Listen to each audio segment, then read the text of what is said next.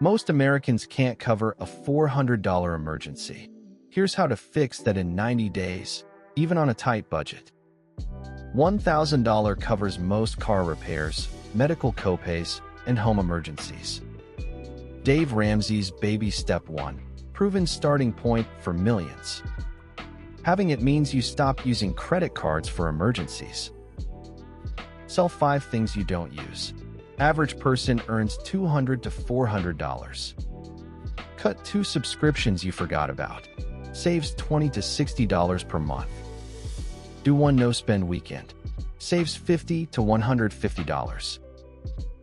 Set up automatic $11 per day transfer to savings. That's $330 per month.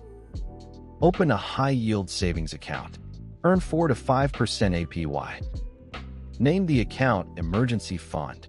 Psychological trick that works. Pick up 1 weekend gig, DoorDash, TaskRabbit, yard sale. Apply any tax refund or bonus directly to fund. Celebrate hitting $1,000, then leave it alone.